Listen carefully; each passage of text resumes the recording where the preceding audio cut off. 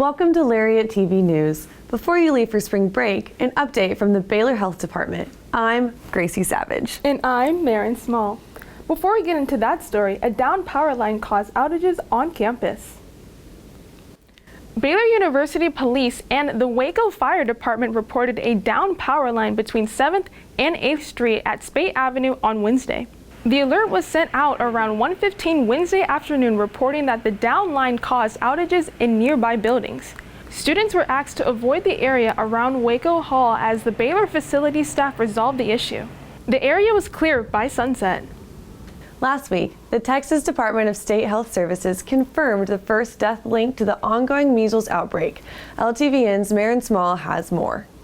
Once considered eliminated, the U.S. measles is making a comeback, and health officials urge vaccinations to slow the spread. Measles is very preventable with a vaccine. The measles vaccine is really one of our most effective vaccines. It's been around a long time, and with one dose you have around 93% protection, and then with both doses you're closer to 97%. Waco-McLennan County Public Health District says no cases have been reported in McLennan County. Health officials emphasize the importance of vaccination, highlighting its effectiveness and preventing the spread of measles. Our epidemiologists handle this just like they do kind of other outbreaks. They do case investigations if we have a positive case, and they identify contacts, and then they reach out to those contacts and let them know that they've been exposed. Gabriel Benavides, assistant professor of epidemiology in Baylor's Department of Public Health, says measles can spread to 12 out of 18 people, primarily affecting children and seniors. The CDC requires children to receive the MMR vaccine before entering schools to help prevent outbreaks and protect public health. Young children, especially those who are too young to be vaccinated, or older populations, just because they people who are immunocompromised have weakened immune systems, and those people who are much more susceptible to have adverse or much more severe side effects from contracting measles. To stay protected, check your vaccination status and get boosters if needed. Remember to wash your hands regularly, and if you feel sick, stay at home. For Lariat TV News, I'm Maren Small. This week, Baylor Spiritual Life hosted Ash Wednesday service around campus, and for the first time, they imposed ashes on Fountain Mall. Jacob Stowers brings you the story. Ash Wednesday is a Christian tradition symbolizing the beginning of the season of Lent. This year, Baylor Spiritual Life has taken to the quad to give people ashes on their foreheads. Matthew Autry reminded us that getting ashes on your forehead has a deeper spiritual meaning. It's a day to remember that the world is broken. We're part of that brokenness. But we don't just revel in the brokenness or our mortality. We say everything broken takes the shape of the cross, and we know where the cross leads. It leads to the resurrection. This was Baylor Spiritual Life's first year, giving ashes on the quad, and the Baylor community showed out. Well, I've been trying to keep track because this is the first year we've done it here, and we've had about 30 an hour, and I guess we've been here about 4 hours.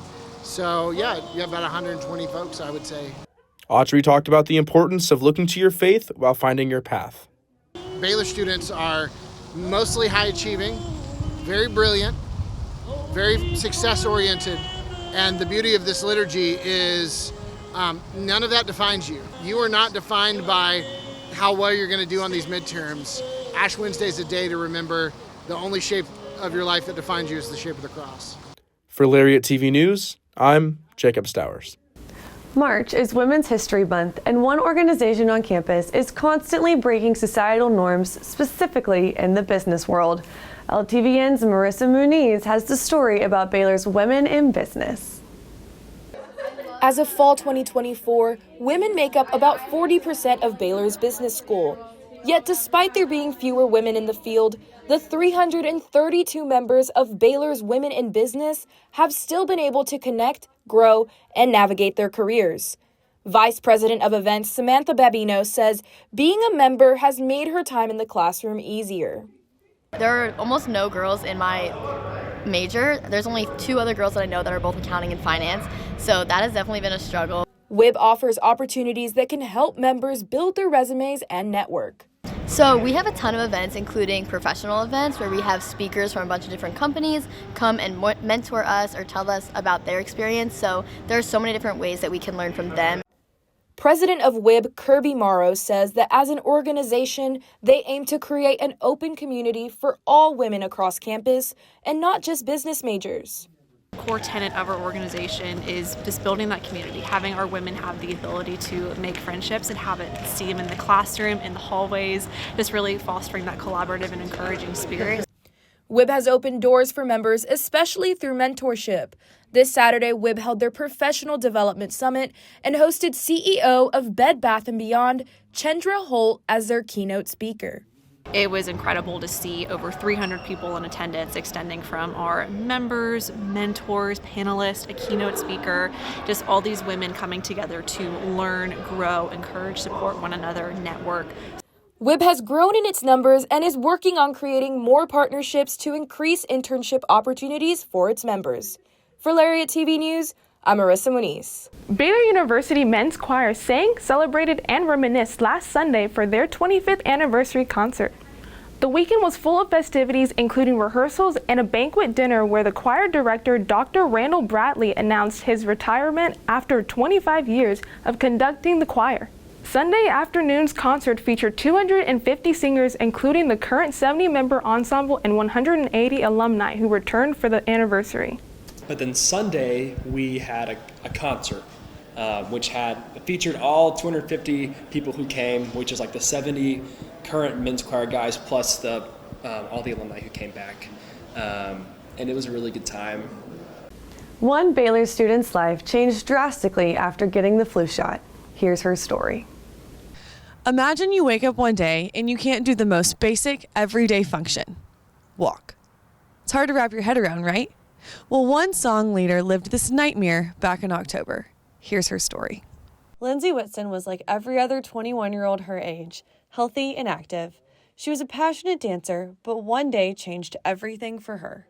Into a really intense pain, and then started to become more of a shooting pain down my arms and down my legs, to the point where they were feeling tingly and numb, and it was just so much pain that I couldn't just stand anymore or anything. Lindsay was misdiagnosed with bulging discs with the hope of a speedy recovery, but her condition kept getting worse, so she knew something was very wrong. I decided to go to a different ER back in Houston, and I told them that I had back pain and that my legs were weak, and the doctor immediately admitted me to the hospital. And when I got there, they ran very extensive testing overnight, and the next morning I woke up, and that was when they told me that I was diagnosed with Guillain-Barré syndrome. GBS is when the immune system attacks the nerves, and it can be caused from viral infections or vaccinations. Lindsay said she has gotten the flu vaccine many times before, and this has never happened. 1 in 100,000 people are diagnosed with this every year. Lindsay spent all of her Thanksgiving break in the hospital receiving treatment for GBS. Over the past couple of months, Lindsay has been in recovery and is now dancing again. In the book of James, it talks about counting it all joy when you face trials of any kind, and that is just what I've watched Lindsay do, and that makes me the most proud to be her friend, is because she faces all trials with joy. Even though she has made progress, the recovery for Lindsay isn't finished yet. For Lariat TV News, I'm Gracie Savage. Coming up, an inside look on this year's Sing runner-up. And a bone-chilling event for a good cause, next. I'll never get used to this. I'll never get used to this. This is how I wanna live. Forever we'll be singing like, oh, I'll never get used to this. I'll never get used to this. I'll never get used to this. This is how I wanna live. This is how I wanna live. Forever we'll be singing like, oh, I'll never get used to this. All University Sing wrapped up on Saturday, and the results marked multiple milestones. LTVN's Lauren Holcomb talked with one of the groups about what made this year so special. Last year, Student Productions shocked everybody by adding Alpha Tau Omega to the Pigskin Review lineup a week after awards were announced. And this year, they came back to prove why they deserved their spot. We saw success in AT Cairo, Kentucky Derby, and then saw a failure with Nothing Set in Stone which ended up not being a failure because next few days we found out we made pigskin, which ATO brought the audience Christmas in Spring with their act Underneath the Tree. These nutcrackers marched their way to a 7th consecutive pigskin invitation in their highest scoring solo act of all time. I mean, obviously you want to make something that can win, but like something that guys are going to be excited about and bought into. And I think that like what we realized down the line is like that made the difference. Like toward the end is like how much guys really started buying and care about it. The theme was originally pitched for last season, but was denied a few months before the show opened. This year, Henshaw and Pittard worked with seniors Cooper Hartstock, Caleb Vick, and juniors Jacob Boone and Philip Clark to finally bring it to fruition. Going into Sing 2025, we had a completely developed theme that we knew was going to be available for Sing 2025. The only thing we really had to change were the songs and the plot, of course. Putting together a placing sing act is far from easy, but the boys said the feeling of everyone buying in lit a fire and made it unforgettable. They said as a chapter, they are now more unified than ever. To know that like we walked off the stage, like we literally gave it everything we had, with what we had made, at that point, like we gave every ounce of energy and effort that we could have left on the stage that last night, and to just like share that joy with everybody was pretty awesome. For Lariat TV News, I'm Lauren Holcomb. This weekend, Waco police officers took the plunge for a good cause. LTVN's Irma Pena dives into the details. It's not every day you see police officers jumping into freezing water, but today they're taking the plunge for a good cause. Police departments across the state are hosting events to raise money for the Special Olympics. It is such an amazing thing to see these athletes get to do the things that they didn't necessarily think they could do, or they were told they couldn't do. Special Olympics, they make it happen. They make sure that their dreams are coming true. And that support was evident as officers, community members, and athletes came together for this year's Polar Plunge. From kids to adults, even Darth Vader joined in on the fun. It is a fun time. It's a time for us to come out here and freeze for a few seconds when we jump in the water. But fundamentally, it is to bring awareness and education, and just to recognize that that population is not different. They're not special in that sense. They're just like you and I with great skill sets, and they bring a lot to our community and smiles on our faces, and that's what it's about. Some say they look forward to more opportunities to participate. Well, I really learned that to skip doing events, and I think it's really fun to do it, and because I just want them to just enjoy it and to have fun. And now that the police Polar Plunge is over, Waco PD is ready to keep supporting Special Olympic athletes and getting the community more involved. For Lariat TV News, I'm Irma Pena.